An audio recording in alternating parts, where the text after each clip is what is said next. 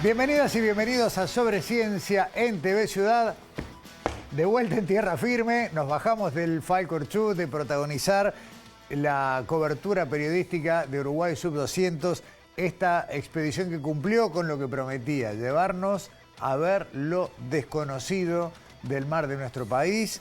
Conocimos cosas del fondo del mar, conocimos cosas del agua, de lo que es la columna de agua, conocimos cosas de la superficie y cuánto más nos va a faltar. Y en este programa de hoy, en este Sobre Ciencia, que va a ser el último que vamos a dedicar íntegramente a Uruguay Sub-200, tenemos todavía un montón de cosas para compartir. Por ejemplo, conocer a gente del Smith Ocean Institute, quienes fueron los anfitriones, quienes cobijaron a esta expedición, pero a los que se encargaban de llegar a nuestras casas, a generar las imágenes, a poner online el streaming. Bueno, vamos a mostrarles algo de eso, vamos a mostrarles otros experimentos que se hicieron arriba del barco, otros trabajos científicos que, bueno, no tenían cámara, no los vimos, pero que tienen una cantidad enorme de información valiosa. Les vamos a mostrar también esa parte. Vamos a hablar de microplásticos, de sedimentos, de larvas, de microorganismos, de los complejos procesos que hay que hacer para registrar la información para que cada una de las piezas recogidas sea útil para futuras investigaciones científicas. Algunas de ellas se desarrollarán dentro de muchos años y esta información es clave. Bueno, ¿cómo se trabaja para que esto funcione? Hay un montón de cosas para compartir. Y vamos a tener en estudios a Sebastián Serra, quien fue participante de la expedición, quien integra el staff del Museo Nacional de Historia Natural. Ustedes saben, el museo que va a ser custodio de aquí en adelante de todas las muestras para que las investigaciones puedan seguir desarrollándose. Así que un montón de contenidos. Seguimos con Uruguay Sub-200 en Sobre Ciencia, pero como toda la ciencia tiene que ver con muchas cosas y no solo con lo que pasa en el mar, arrancamos con las principales noticias científicas de esta semana que tienen que ver con el Día del Patrimonio.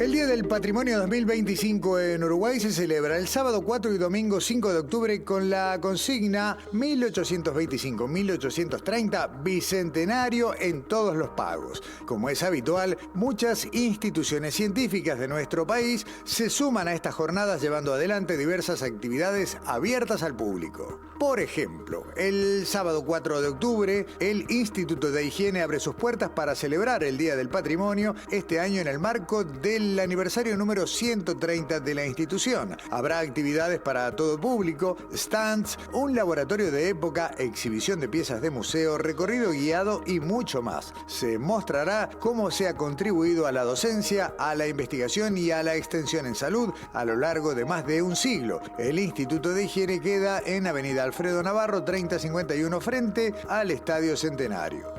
El Museo Nacional de Historia Natural inaugura el sábado 4 de octubre la muestra Exploraciones científicas que hicieron historia, del fósil del Pedernal a Uruguay Sub-200. La muestra pone el foco en 3 expediciones científicas icónicas de la historia institucional del museo, presentadas mediante paneles informativos, documentos, especímenes de colección, fotografías y material audiovisual. La exposición podrá visitarse del 4 al 24 de octubre en Miguelete 1825 en el horario habitual de apertura de miércoles a sábados de 13 a 19 y domingos de 11 a 17 horas.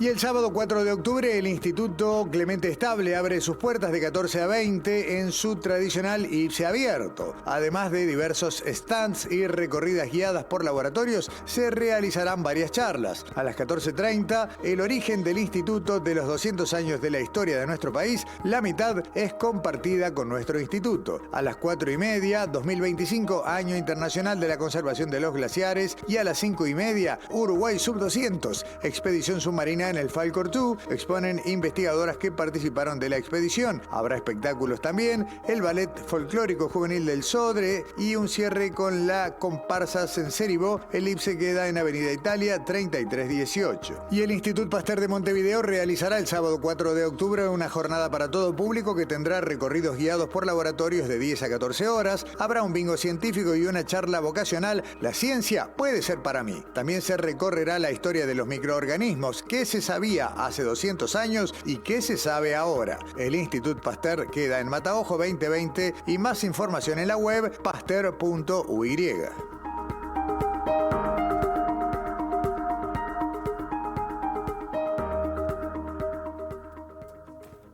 El viernes de la semana pasada terminó la parte embarcada del programa Uruguay Sub-200. ¿Y por qué hago este énfasis? Bueno, porque la campaña de recolección de muestras allí en el mar de nuestro país tuvo esa conclusión. Hay un montón de cosas que siguen. Casi todo el grueso de lo que es la investigación científica está recién comenzando. Y como bien han dicho quienes participaron de esto, tenemos años y años, tal vez más de 10 años por delante de trabajo con estas muestras para avanzar en el conocimiento científico. Pero mientras tanto, uno puede hacer una línea y trazar un balance porque ya hay cosas que se saben, ya hay cosas que sabemos. Por ejemplo, los 22 puntos, el mapa que recorrió el Falcor. Yo les voy a mostrar, porque una cosa es verlos de uno y otra cosa es verlos todos juntos.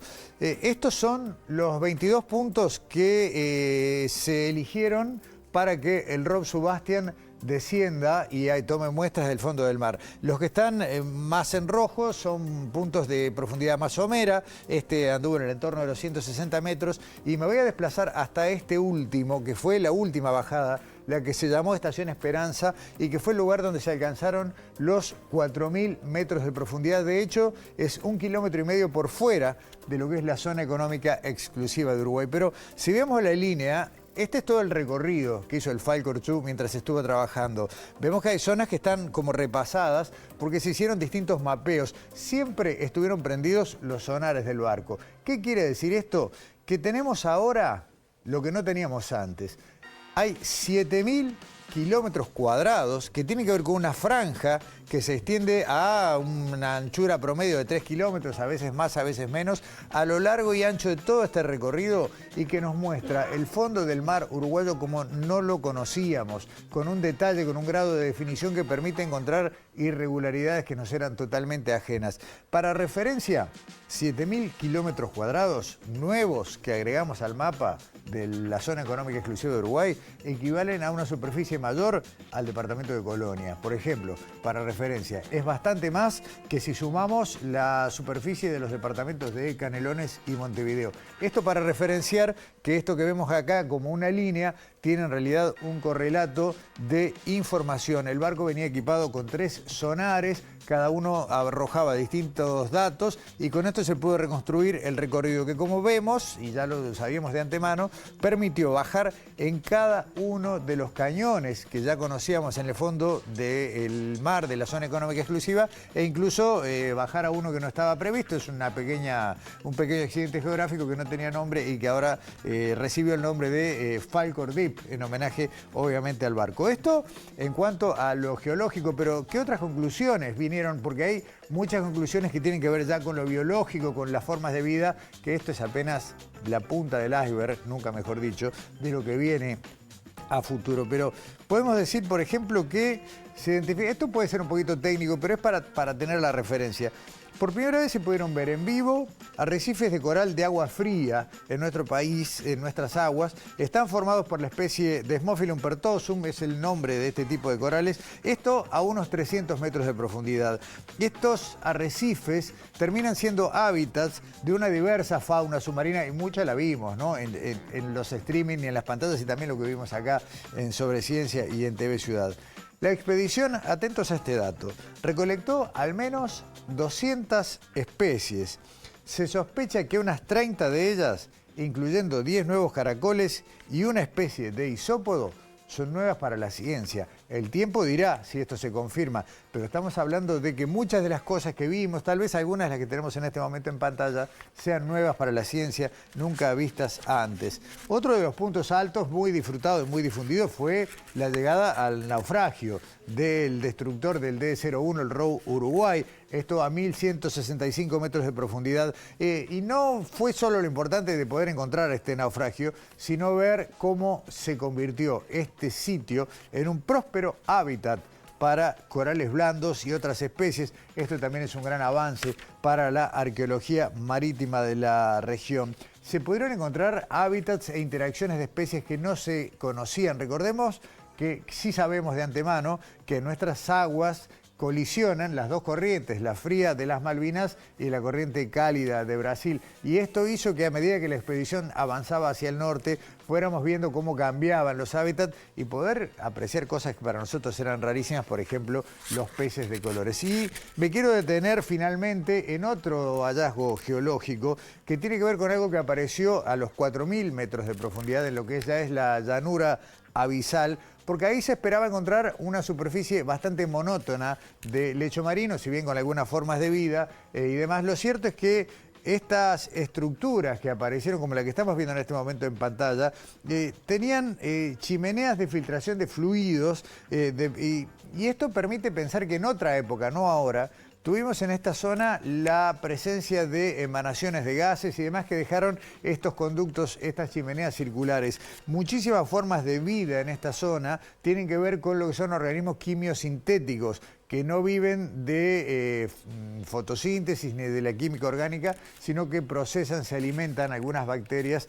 de sustancias químicas no orgánicas. Procesan esto y de allí se sustentan las cadenas, las redes tróficas, las tramas de vida. Y se encontraron también algunas almejas del género Avisógena, que tal vez también podrían ser una nueva especie a determinar. Apenas algunos comentarios, algunos adelantos, pronto habrá una pasada en limpio con mucho más detalle y mucha más información. Pero lo cierto es que la sorpresa estuvo presente todo el tiempo en la expedición Uruguay Sub-200 y es muy interesante poder compartir ahora esta nota que hicimos arriba del barco con las personas que se encargaron de que una parte de esto llegara a nuestros ojos. En primer término, quiero presentarles la conversación que pudimos tener con Alex Ingle. Alex es el multimedia a bordo del barco y el responsable de todos los videos oficiales que vemos después, esas imágenes alucinantes 4K. Bueno, les dejo un ratito de lo que conversamos con Alex.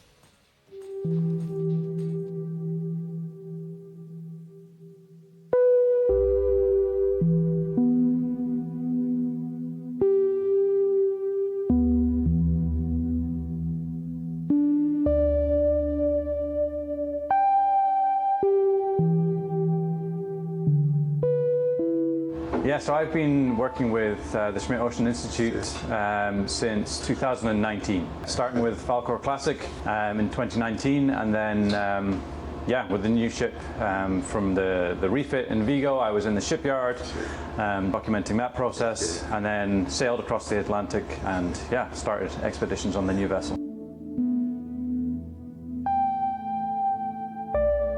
I have lost count. There's been so many now. Yeah, but I'm here for a lot of the year, on and off. So yeah. How many oceans have you seen? Honestly, probably all of them now. This Southern Ocean was always one ocean that I wanted to see, which was never ticked off the list. But now I've done the Southern Ocean, so I think that's all of them. Yeah.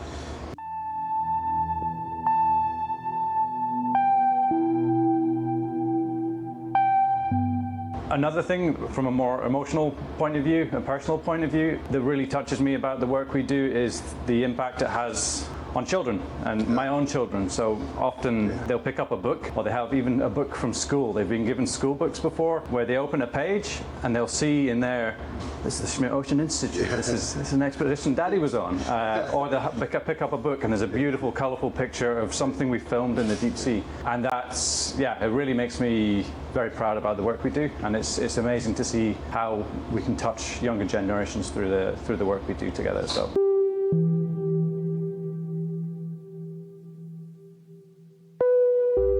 Antarctica is by far the best place I've ever been for photography, in terms of the landscape and the light and the icebergs, wildlife as well. Above the water was amazing. I think anywhere where there's corals and geology, I find that absolutely fascinating. Just the diversity of life you can find in these places, and you can start off really wide and you take in this incredible deep sea landscape, and you go closer and you see something else. You go even closer and you see all the little things, and it's just like this endless, amazing amalgamation of life.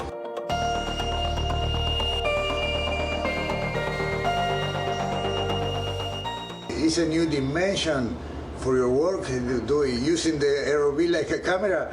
Yeah, it definitely is, and teamwork is a really important part of everything we do, and I think that's a really interesting new dimension to the work that I do, because for years I worked as a one-man band. I take my cameras, I go to a place, and I do the work, and then I go. But here I'm part of a really special team of people who all work together, seamlessly to be able to do the science and to be able to do the filming and the photography we do.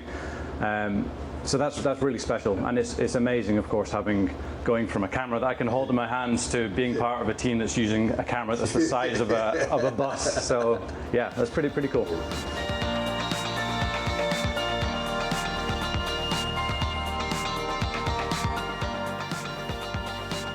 Alex Single, que no siempre, como toda la tripulación del Falcor, va rotando, no siempre está a bordo, pero tuvimos la suerte de que estuviera en esta etapa y es responsable de algunas de las más bellas imágenes que vimos y algunas de las más bellas imágenes que aún no vimos. Pero dentro de este equipo, quien entraba a nuestras casas diariamente, a pesar de que su rostro nos es anónimo, es Sofía Pesternikova. Sofía es, entre otras cosas, la voz que en inglés anunciaba la apertura del inicio de las transmisiones de streaming. De hecho, fue la que dio la bienvenida a Uruguay Sub-200 en la primera transmisión, pero además era una de las personas del equipo responsable de que el streaming funcionara todo el tiempo, de supervisar los chats, la emisión en YouTube, los distintos contenidos, todo lo que era la llegada a nuestros hogares de lo que pasó en esta expedición. Sofía es nacida en Rusia, vive en los Estados Unidos, es bióloga de formación. La escuchamos.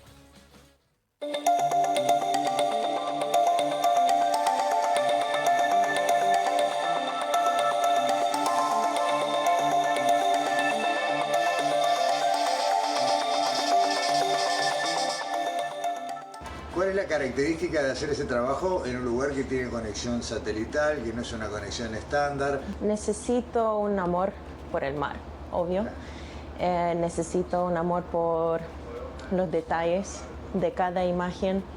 Necesito un amor por trabajar con personas, porque hay muchas personas en el barco. Es un lugar pequeño por muchos meses y entonces necesitamos trabajando con un equipo. Mi educación estaba en biología marina, entonces secretamente estoy una bióloga marina, pero en ese trabajo yo siempre tenía interés en cámaras, en tecnología. Estoy trabajando en todo mi interés. Estas leves corrientes. ¿Y cómo uso particularmente esos apéndices? Cuando ves el chat o el impacto que produce en la gente el trabajo que hacen ustedes, ¿qué sentís? Dos expediciones estaban un poco como una locura, porque normalmente no hay tantas personas en el chat, y sí, sentí como es un éxito, sí. Es tan lindo de ver nuestro impacto en los niños y las escuelas y los otros lugares en nuestros países. ¿Cambió mucho para ustedes el trabajo cuando llegaron primero a Argentina y después a Uruguay? Sí, un poquito, pero las dos expediciones somos un poco similar porque la pasión del chat estaba una otra cosa completamente. Sí, es muy especial estas expediciones. Yo no sé si quiero volver en academia, porque yo amo mucho comunicar con personas, eso yo amo mucho.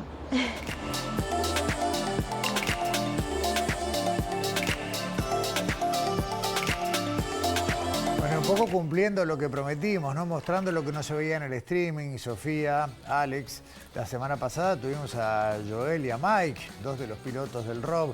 Muchas cosas que vamos mostrando acá en Sobreciencia de esta experiencia única de haber estado a bordo del Falcor Chu y ser parte de Uruguay Sub-200. Volvemos con esto después de la pausa.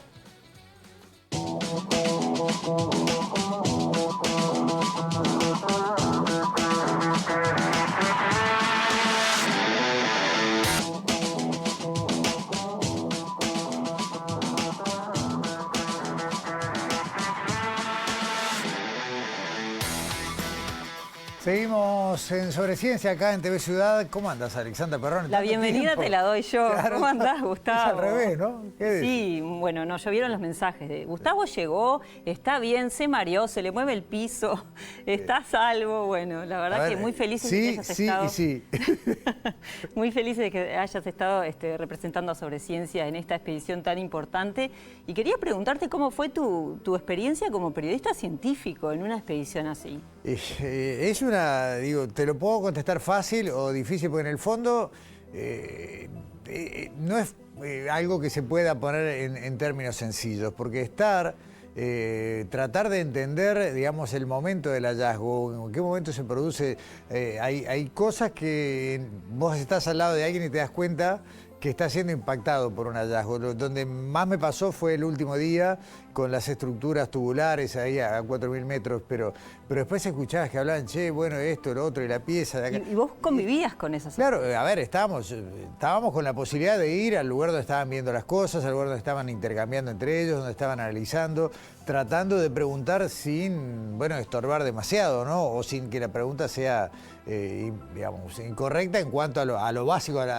Vos escuchás que hablan de cosas allá arriba y uno capaz que está preguntando, che, pero esto es un caracol o una almeja, no sé, ¿no? Por ir a lo más. Claro, nosotros te veíamos en todo el material que mandaste y que vamos a seguir viendo ahora en este bloque. Era cómo te metías entre los laboratorios, haciendo el trabajo para Sobre Ciencia, obviamente, pero también conviviendo con esa sorpresa y con ese ritmo estructurado que tenía el Falcor, ¿no? Es que no hay otra manera de hacerlo. Además eran ritmos de trabajo muy largos, eran 2 turnos de 12 horas cada uno. Y vos decís, bueno, pero si el ROV estaba abajo mucho menos tiempo. Pero en realidad, después que subía el ROV con las muestras, algo de lo que mostramos la semana pasada, había, como decís, como una cadena que había que respetar para que todo esto después sea insumo para que la ciencia que se haga con esto tenga fundamentos sólidos, ¿no? Toda la información necesaria, que no solamente, mira, este caracol tiene este color, sino dónde se encontró, en qué condiciones, cerca de qué otras especies. Por ejemplo, hay algunos de los hallazgos que llaman la atención no por la especie encontrada, sino por dónde estaba o cerca de qué estaba, ¿no? Yo tengo por acá un texto que habla de un gusano, ¿vieron esto que hacían los tubitos, no gusanos tubícolas?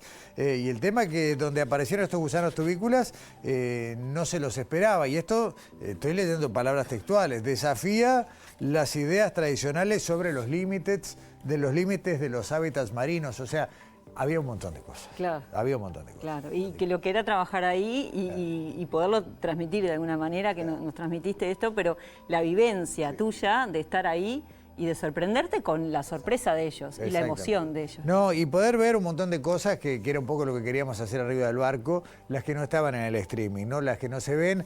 No era la única herramienta de trabajo el ROV Sebastian, por supuesto que era de las más destacadas, pero por lejos no era la única, y se llevaron otro tipo de herramientas para hacer otro tipo de muestreos. Y si querés podemos arrancar ya con eso. Arrancamos con la red Bongo. La red Bongo, exacto. La red Bongo básicamente son 2 redes que se llaman así porque parece el bongo, el instrumento musical, el soporte que la sostiene, y se usan para obtener muestras de larvas o organismos pequeños, no al fondo, sino a través del arrastre de la red, según el tamaño del agujerito, digamos, es lo que se captura. Y bueno, si querés mejor, Beatriz Danicelli, que era una de las encargadas de esta experiencia, nos lo cuenta con más detalle. Ahí lo vemos.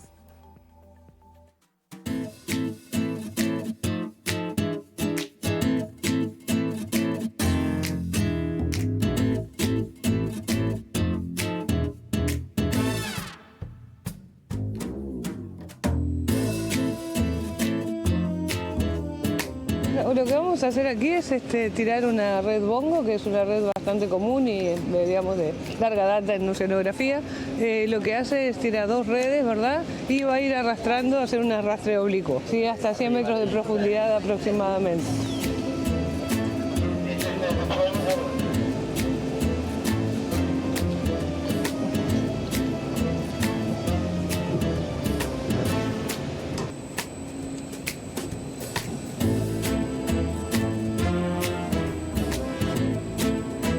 Okay.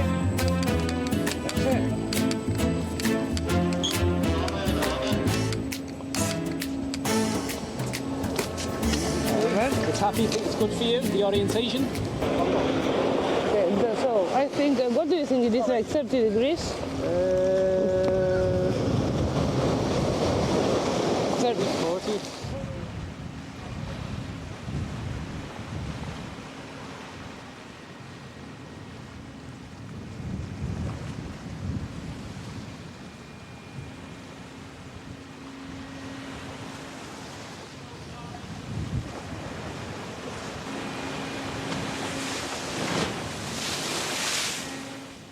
Y es muy bueno, por ejemplo, para capturar lo que queremos, que son larvas de organismos, o sea, los estados iniciales de organismos de vida adulta bentónica, o sea, del fondo, que es lo que está orientado, digamos, la exploración. Entonces lo que queremos tratar es un poco de completar esos ciclos.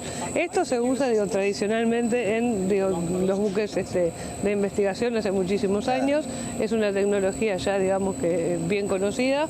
No es nada novedosa, digamos, en sí mismo, pero bueno, está bueno esto de diseñar las campañas, digamos, considerando la columna de agua, los organismos del plancton y los organismos bentónicos. Eso vendría a ser, digamos, lo más novedoso, digamos, en el diseño.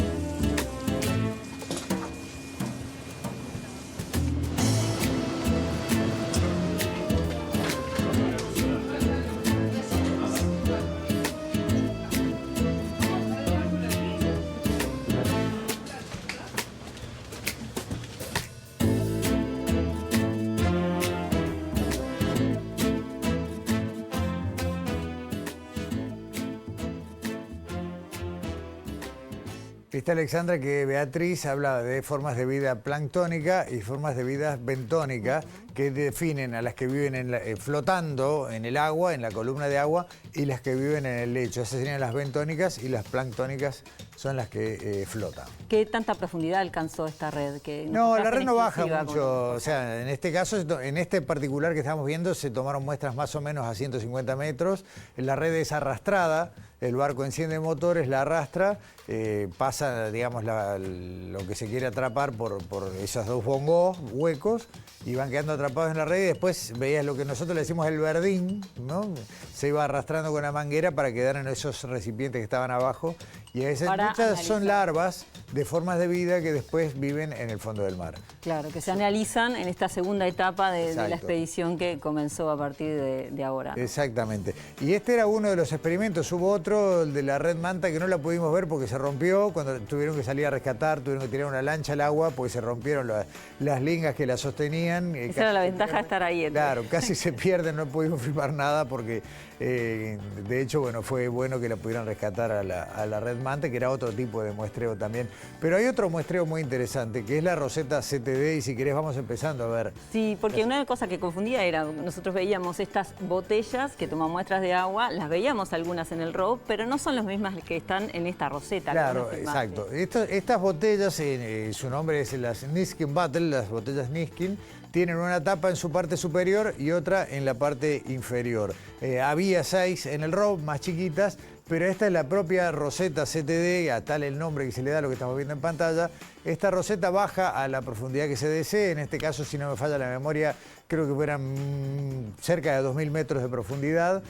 Una vez que llega al fondo, mientras va bajando, CTD quiere decir, ¿vos tenías por ahí anotado? Sí, conductividad, temperatura y profundidad. Exactamente. A partir de estos datos se va registrando en monitores que están a bordo, ya los estamos viendo, un muestreo de qué es lo que va pasando con las condiciones del agua a medida que la roseta va bajando, al ir descendiendo. Ahí vemos esas líneas verticales que muestran los distintos parámetros de temperatura, la conductividad es para medir la salinidad del agua y la profundidad se mide a través de la presión. Entonces, a medida que la roseta va bajando, se van viendo estos indicadores, se van construyendo en la pantalla y una vez que llega al fondo, empieza, no se queda en el fondo, ahí empieza el proceso de elevarla y a distintas profundidades se van tapando las botellas. O sea, las botellas están como, digamos, como si fuera un caño, un tubo, ¿no? Entonces sube y el agua va deslizando y en determinados momentos se tapa y al taparse queda el agua de esa profundidad. Y Gustavo, van tomando muestras de diferentes profundidades justamente para diferentes análisis, ¿no? Exactamente. Por un lado, en cada profundidad se cierra más de una botella, porque algunas de esas muestras van, por ejemplo, para microplásticos, otras para microorganismos, otras para hacer análisis más de tipo químico. Y entonces, vamos a decir un valor, a 1000 metros se recogen 3 botellas y cada una de esas 3 botellas va el agua a un lugar distinto. No se baja del barco el agua, sino que ya este agua, de acuerdo al tipo de estudio que se le quiere hacer, se filtra, y ya lo vamos a ver luego cómo es el proceso de filtrado en otra de las notas, y si el filtro con lo que detuvo es lo que pasa luego al laboratorio. Pero entonces esta roseta, esta calecita, este carrusel de botellas se comanda a larga distancia con un sistema bastante sencillo de manejar.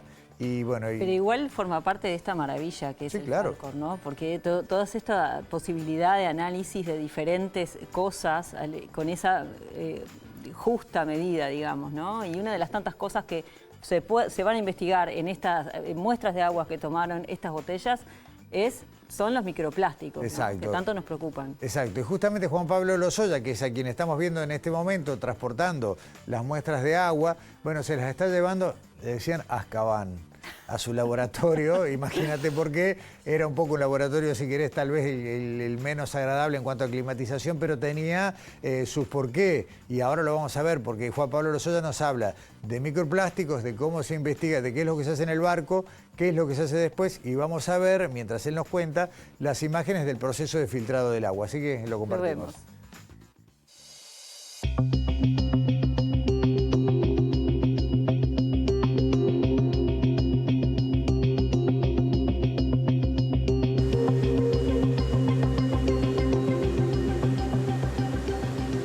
Se define un microplástico, digamos, por tamaño? Además de que obviamente es un plástico, ¿cuál sería el tamaño que lo define? Los microplásticos se definen teóricamente como partículas menores de los 5 milímetros. En su eje mayor. Perfecto. Esos serían micros. ¿Son generalmente resultado de plásticos más grandes que se rompieron o hay algunos que ya son de ese origen, digamos? Bueno, hay dos tipos de microplásticos. Los primarios, que se dice, que son los que se generan con ese tamaño a nivel industrial. Son esas bolitas, por ejemplo, que se ven en la playa, que son unas bolitas, los pellets, que le dicen, que es materia prima para hacer artículos de plástico después de un proceso industrial. Y después están los secundarios, que sí son partículas menores a 5 milímetros, que se generan por fragmentación de los plásticos de mayor tamaño.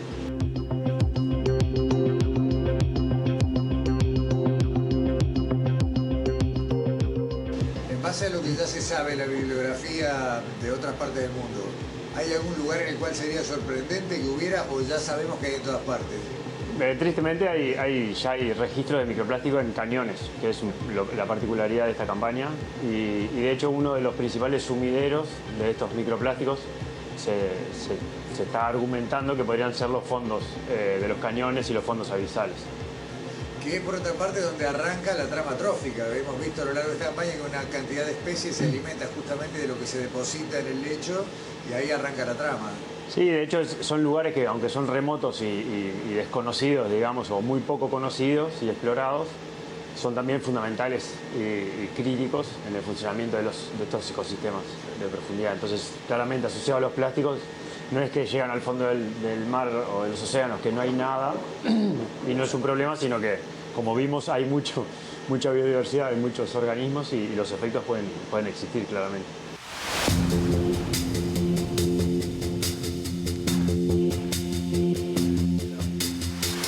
Sí, lo que se pretende en definitiva en esta exploración es evaluar si están o no, o sea, presencia, ausencia.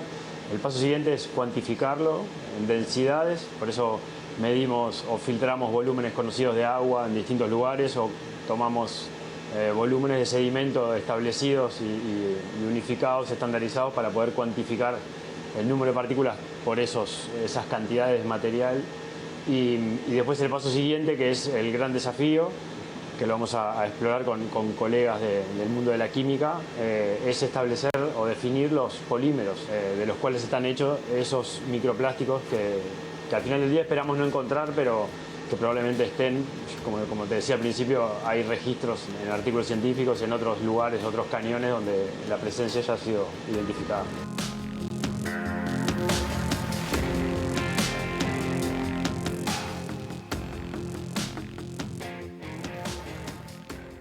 Viste, ¿no? Los filtros se guardan y al laboratorio. Sí, y los push corer, que eran la estrella de que cada vez que comenzaba la transmisión del robo, Se llevó Arenita el apodo, ¿no? Leticia Burone, con la emoción que le daba en algunas las transmisiones. Sedimentos, y ver las muestras, cosas que para nosotros tal vez no nos transmita más que ser un tubo con tierra, ¿no? Pero bueno, ellos saben el valor de esas muestras. Pero, ¿qué hacían con eso? ¿Cómo se guarda? ¿Vos sabés cuántas muestras salen de cada uno de esos tubos y para qué se usan? Contanos, sí.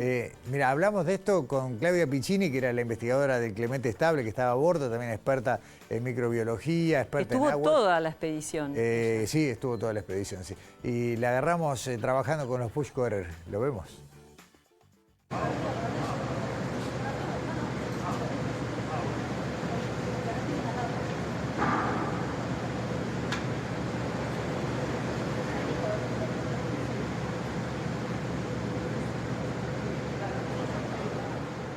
Hay algo que hemos visto una y otra vez y es el funcionamiento de los push corers, esos tubos transparentes que se insertan en el lecho, en el subsuelo, para extraer las muestras de lo que es sedimento, lo que es tierra, barro. ¿Cómo se extraen esas muestras? ¿Qué información viene en esos push corers? ¿Qué estudios se hacen después con los sedimentos? ¿Cómo se corta el barro? Una manera de decirlo también. Conversamos con Claudia Piccini. Les voy a mostrar un poco cuál es el proceso que tienen las muestras que traemos de sedimento, los famosos push corers del ROV.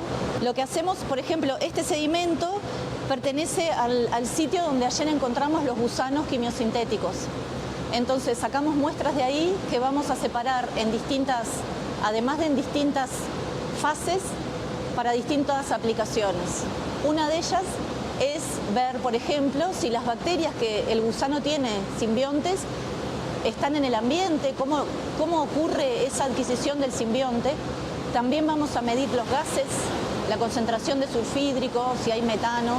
Vamos a medir la edad del sedimento para tener idea de la antigüedad de estas formaciones que vimos ayer, de estos montes de corales. Vamos a mirar si hay también meiofauna atrapada que podamos caracterizar. Entonces, a partir de cada testigo, se sacan testigos en paralelo y tenemos mucha información sobre no solo lo que está ocurriendo, sino lo que ocurrió en el pasado en estos lugares y cómo se formaron estos montículos. Idealmente es la idea. En este testigo, por ejemplo, quedaron restos de los corales muertos que habíamos visto ayer, que también los podemos sacar y utilizar para datarlos y ver cuán antiguo era ese arrecife. En realidad, la idea es que estas muestras que estamos sacando sirvan para responder muchas preguntas sobre el fondo oceánico.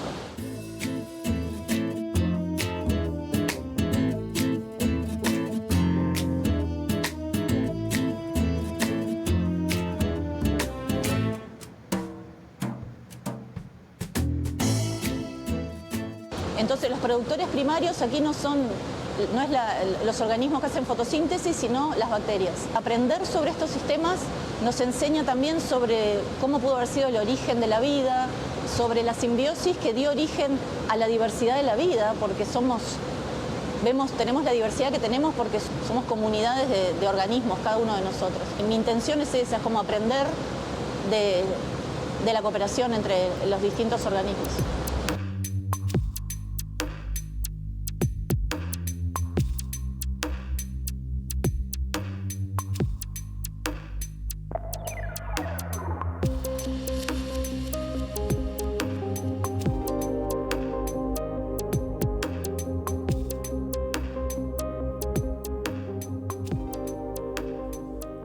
Esa pantalla de computadora que vimos en el último segmento, acá este pedacito, con Piccini haciendo una observación de microscopio, corresponde a un organismo quimiosintético, de estos que sintetizan a partir del azufre o de otros compuestos químicos no orgánicos su energía para vivir en el fondo del mar. Y te voy a contar que, entre otras cosas que se encontraron, por primera vez se vieron esteras, son esas superficies de bacterias. ¿Viste cuando decían, se veía como blanco el fondo, decía esto es una colonia de bacterias? Bueno, de la bacteria Beggiatoa a 1.600 metros de profundidad en el cañón de Montevideo. Esto indica, entre otras cosas, que eso es un hábitat quimiosintético, o sea, de formas de vida que surgen a partir de quimiosíntesis y no fotosíntesis, no reportado anteriormente. Formas de vida como la que veíamos en esa computadora. Son las cosas de haber estado ahí exclusivamente para Sobreciencia. Sí, Gustavo. no, y entrar a un laboratorio y ver, ¿qué estás mirando? No, y esto, ¿para qué lo filmo?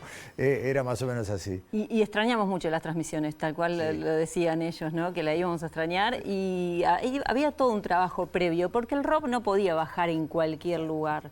Y tú lo contabas al principio del programa, todo este mapeo del territorio que se hizo, y que, bueno, fue una superficie bastante amplia. Y contanos. El Mapping Team, así se llamaban, que cambió de composición a mitad de la expedición con gente que subió después, pero tenía, entre otros integrantes, a 2 personas que no eran de Uruguay. Luis Alberto Pereira de Sousa, lápiz para todo el mundo, incluyéndose a sí mismo, y Julieta Freire, arqueóloga submarina, que también estaba trabajando.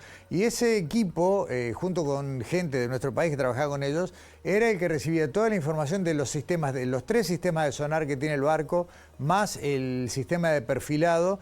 Entonces se decía, bueno, el barco va a bajar acá, ¿no? Bien, en un rectángulo se definía un polígono, un perímetro, y a partir de ahí el barco empezaba a recorrerlo, se recibía la información de los sonares, el Mapping Team hacía un mapa del fondo del mar con esos datos, y se elegía no solo el lugar adecuado para que baje el ROV en cuanto a interés, seguridad y demás, sino también el camino que iba a seguir, ¿no? Los waypoints que debería ir marcando. Y ellos hacían también el mantenimiento de estos instrumentos que están debajo del barco.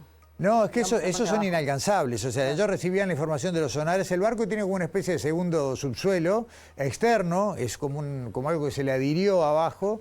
Allí funcionan estos sonares de altísima resolución, especializados en distintas profundidades, y esos datos son los que llegan a las computadoras y se procesan. Pero si querés, acá les voy a pedir un poquitito de esfuerzo por el portugués.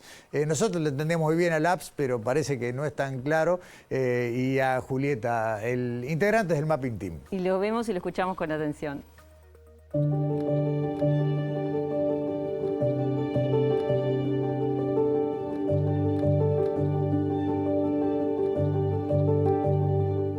Aquí junto con Labs formamos parte de un grupo más amplio que también fue complementado durante la primera pierna, dedicado a las tareas de mapeo.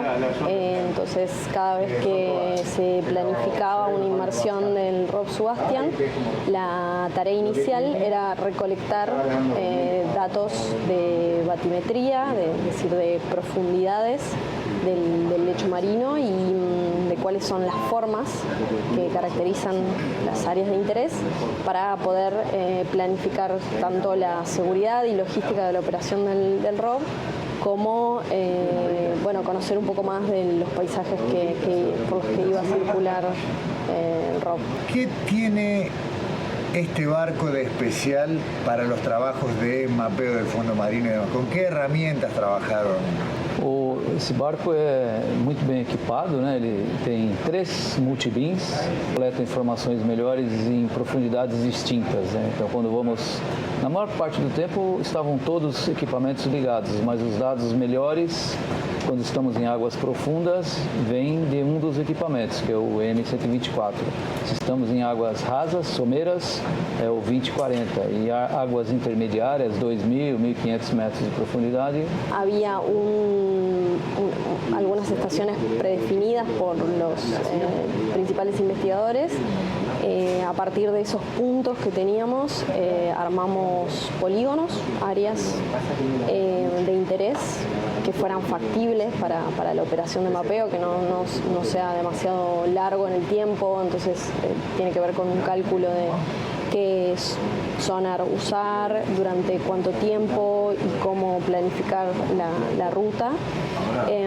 Y a partir de esa información recolectada, tanto de sonar como de perfilador de fondo, y en algunos casos mirando las informaciones de columna de agua y de backscatter, que es la reflectividad de esos sonar, se definían puntos, se limpiaba, se procesaba un poco la nube de puntos, se arman unos modelos 3D para tener una visualización más clara, y se colocan distintos puntos geolocalizados, georreferenciados, en los que el ROV circula. Entonces permite previsualizar un poco cuál va a ser la ruta del ROV. Tudo que está colorido aqui, ó, foram as áreas que navegamos. Então dá para ver que temos muito o que fazer ainda, certo? Mas... Todo lo que está colorido, decía Labs, y es un poco lo que decía yo al inicio, son las áreas mapeadas, algunas más anchas que otras, y que sumadas dan lo que te comentaba, esa superficie mayor al departamento de Colonia que ahora conocemos mejor del fondo del mar. Gustavo, una maravilla esta expedición y una maravilla que haya estado sobre ciencia en ella. Y te hago una pregunta que también me hicieron mientras vos estabas arriba del barco, y es si Gustavo tiene un apodo. No sé si te puse. No, de arriba del barco no me traje. No, el periodista, ¿no? Faltó. No, incluso no quedó.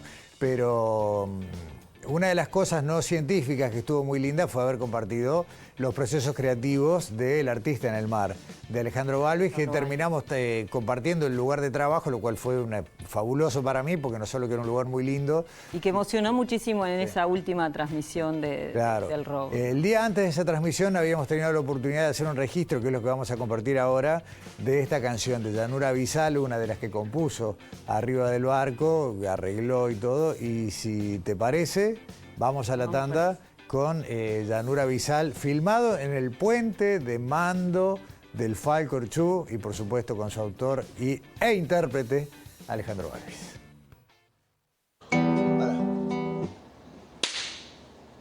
Balvis toma uno.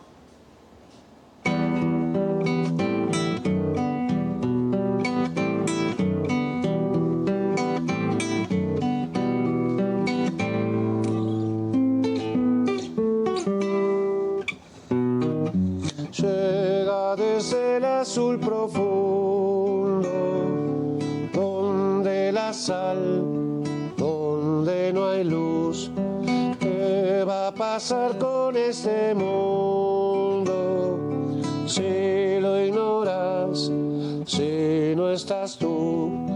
Las maravillas que encontrarás quedarán, ya no se irán, los corazones explotarán, cantarán, ballenas saludarán.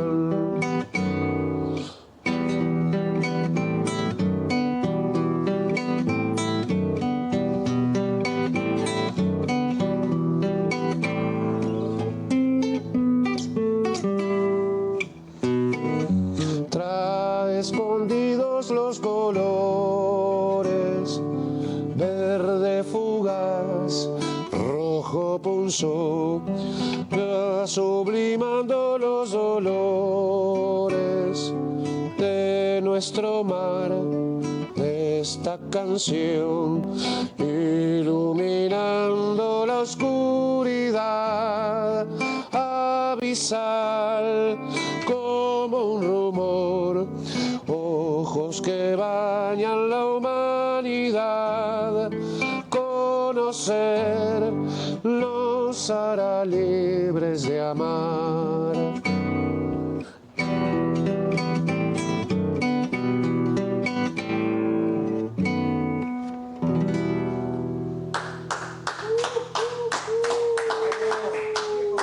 Toma única. Ya está, esto no se puede hacer mejor, ¿no?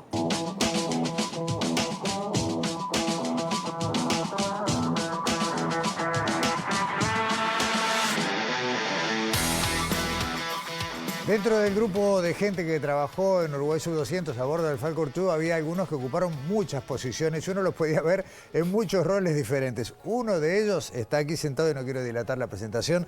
Sebastián Serra, bienvenido a Sobre Ciencia. Bueno, un gusto estar acá. El gusto es nuestro. Te vimos desde Dive Leader, que sería el que en algún momento quien lideraba, digamos, la tarea en el fondo del mar, digamos, tomando decisiones sobre qué hacer con el ROV, hasta sacando fotografías de muestras, descargando las muestras del ROV, procesándolas en el laboratorio frío. Jugaste en toda la cancha. Sí, salté a varios lugares. Me quedaron algunos para probar, pero ya eran demasiado lejos de mi área expertise. El Dive Leader, por ejemplo, que es el que toma la decisión, entre otras cosas, de qué muestras se colecta, con qué herramientas. Yo me quedé muy impactado con el ojo que tiene que tener, ¿no? El ver una pantalla grande y decir, ese caracolito. ¿Hay entrenamiento para eso? ¿Qué hay? En realidad el tema es que como trabajamos constantemente con bichos y más o menos tenemos la imagen de qué es lo que estamos buscando o qué es lo que no juntamos todavía, o sea, es hábito. O sea, como otras personas pueden recordar, no sé, los colores de una remera de fútbol, que yo carezco de esa habilidad, nosotros, para ese caracolito o ese coral, me parece que no lo vimos todavía. Alguno me da el ok si lo tenemos o no lo tenemos. Y bueno, entonces jugábamos un poco con eso. Para ir tomando la decisión de no jugamos a juntar ese y no el otro, o cómo priorizar los tiempos. Buen trabajo de equipo también con la gente del barco, con los pilotos del ROV, ¿no? Pedirle cámara, bueno, la recolección, con qué herramienta hacerlo. Sí, los enloquecí un poco con el Spanglish, pero... pero se dio... obviamente que no hay un cálculo, pero vos estás en el Museo Nacional de Historia Natural, que es el receptáculo, el lugar donde van a quedar depositadas estas colecciones.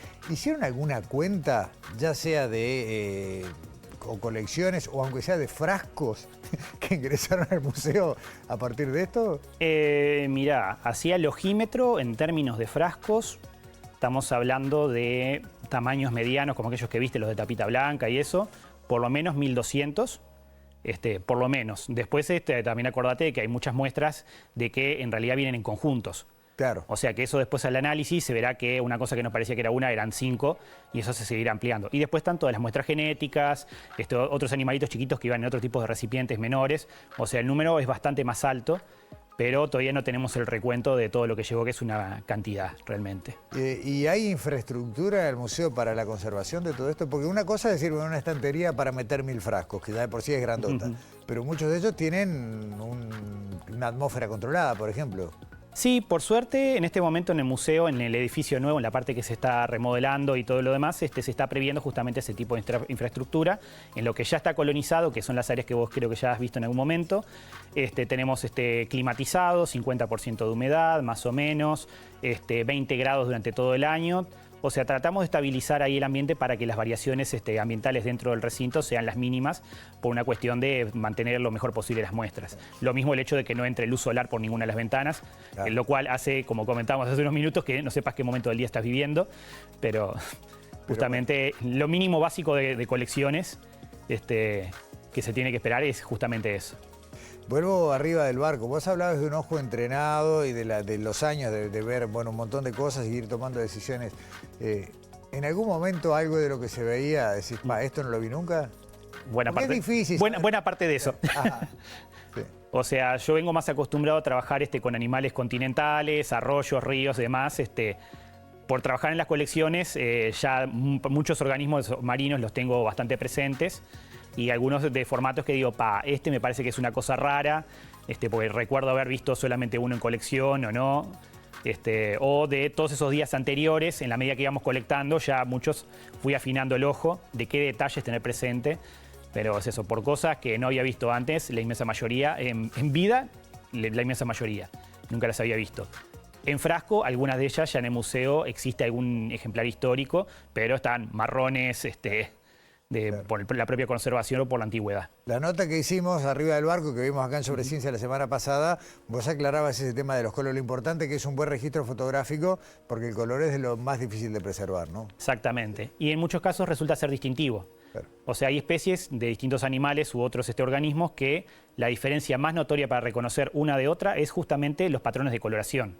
O sea, por ejemplo, con los peces de agua dulce, que es lo que más trabajo, tenemos especies que se describen por los patrones de coloración y entre ellos mismos se reconocen por esos patrones. Si por algún motivo esa barrera visual desaparece, los bichos ya no se reconocen como cosas distintas y pasan cosas.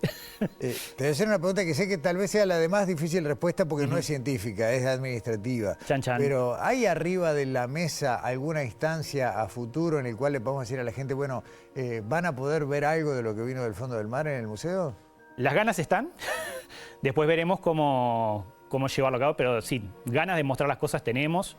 Alguna puntualmente intentaremos mostrar ahora para fin de semana del patrimonio. Bien. Haremos es una buena invitación. Para quienes quieran venir fin de semana de patrimonio, que ahora es el primer fin de semana de octubre. Son bienvenidos por el museo. Vamos a intentar alguna cosita empezar a mostrar, pero es eso, tenemos que primero desempaquetar todo, ver qué cosas, muchas son delicadas, tenemos que trabajarlas, pero la idea es que en un futuro también se pueda hacer una exhibición que sea específicamente de todo lo que salió del Falkor. ¿Cómo funciona? Ustedes en el museo tienen mucha gente que en carácter de pasante, de voluntario y demás va a iniciar una carrera, un trayecto científico y demás. Vos que ya tenés boliche en esto, ¿cómo ves a este barco como escuela de ciencia? Y bueno, para varios ha servido, digamos, para incentivarlos o para decir, ¿sabes qué? No tenía muy claro para dónde ir para la carrera, me gustó esta línea, ya algún correo electrónico nos ha llegado ofreciéndose para, digamos, para hacer algún trabajo fin de grado y demás. O sea, la verdad que funcionó como un catalizador que esperemos poder aprovechar de aquí en más. Que el principal freno es el tema de que no tenemos clones como jorobamos en el laboratorio. Claro, la capacidad humana. Exacto, o sea, nuestra capacidad de respuesta es el principal limitante, pero digamos, ya empezaron a aparecer las primeras repercusiones, lo cual es buenísimo, porque era uno de los objetivos. Claro, está bueno eso. O sea que ya hay, digamos, vocaciones o ideas que empiezan a materializarse. Sí. ¿Y qué les aporta el museo a esta gente con estas vocaciones? Y principalmente el enfoque que tenemos nosotros de trabajo de investigación va por el lado más de lo que es conocer la diversidad, describir las especies, dónde se encuentran, cómo se reconocen, por qué una es diferente de otra, ver qué cosas se conocían de Uruguay, cuáles no. O sea, todo eso principalmente, si bien tocamos a veces líneas que van por más la ecología o por la parte más antropológica, dependiendo del caso, pero principalmente va por esa parte que decimos más la taxonómica, sistemática, faunística. Ahí también a veces vamos por el lado de gestión, trabajamos mucho en red con distintos colegas de distintas instituciones y ministerios, entonces que muchas veces vamos tocando distintas temáticas, si bien el fuerte nuestro va por ese lado. Bien, vuelvo para los últimos 2 minutos a 2 cosas del barco. Sí. Vos hablabas del ojo, de la decisión de colectar o no una muestra, un espécimen. Y esto es algo que la gente se preguntó mucho. Ustedes siempre tuvieron mucho cuidado de extraer solo lo mínimo necesario, ¿no? Sí. ¿Cómo es eso? Y el tema es que muchas veces para conocer, digamos, las distintas especies, que muchas de estas cosas son completamente nuevas, precisamos una mínima representatividad de las cosas que estamos juntando. Porque cuando tenemos un único ejemplar, a veces decimos, no sabemos si esto es representativo de la especie. Por ejemplo, si tomáramos un perro que encontramos en la calle y quisiéramos describir los perros, nos quedaríamos cortos por toda la variabilidad que tienen. Precisaríamos más para saber que todas estas cosas también son perros. Con estos bichos, si bien capaz que no tan extremo, como todas las razas de cría, pasa lo mismo. No sabemos si el que sea más alargado o más corto es variación de la misma especie o si son 2 especies muy parecidas. Entonces terminamos buscando un equilibrio diciendo, bueno, 4 o 5 ejemplares en este caso, que parecen ser bastante uniformes, esto que parece ser más variable, vamos a 10, que son todos idénticos o que no tiene mucho sentido porque capaz que tenemos recordamos que tenemos uno en el museo, acá con uno alcanza. Es una decisión que se va tomando caso a caso. Bien, y la última, muchos años de museo, mucha muestra, mucho ojo, ver a todos juntos en su hábitat, interactuando. Impactante. No se compara con nada, ¿no? No, eso es impactante. O sea, una cosa es verlo en un frasco totalmente descolorido, arqueado, a veces estropeado por la edad o por distintos motivos, y otra cosa es verlos todos integrados ahí, tipo mezclados, que hacías un zoom en un pedacito, como vos bien viste, y aparecían más cosas y cambiabas para el costado y te veías cosas totalmente diferentes. O sea, ver las cosas en contexto es impresionante. Y eso también nos sirve también para evaluar mucho lo que vemos en el museo, qué significa lo que estamos viendo ahora de estas cosas que se veían todas marrones. Por ejemplo, eso que decíamos de color recién, este coralito que se veían todos idénticos, cada uno tenía un color diferente. Y decíamos, ¿será que en estos cajones tenemos 8 especies diferentes y no una como pensamos originalmente?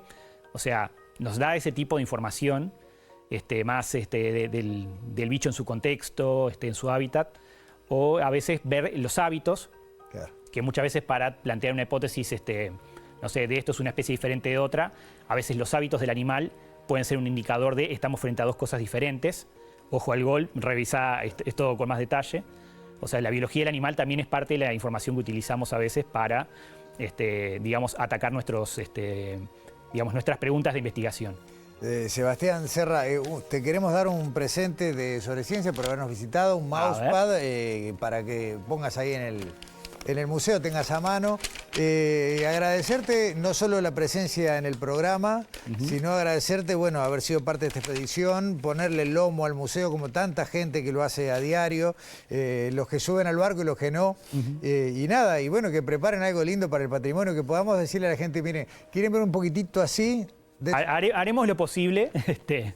Todavía estamos en planificación de eso, pero realmente trataremos de mostrar algo aunque sea, porque vale la pena realmente. Sin duda que sí. Todo lo que juntamos. Sin duda que sí. ¿Y cuántos años de investigación habrá tras de eso, no? Más que nuestras vidas, seguro. No o sea, en museos siempre pensamos el término décadas, siglos. O sea, cosas que se juntaron hace 200 años las seguimos estudiando y siguen apareciendo cosas nuevas. Así que tenemos muy claro de que no vamos a ser los últimos que veamos eso. Sebastián Serra, muchas gracias por venir a Sobre Ciencia. Un gusto por la invitación. Y nos vemos. Cerramos, nos fuimos de largo en el horario, pero bueno, había que cerrar. Uruguay Sub 200, nos vemos acá la semana que viene en TV Ciudad.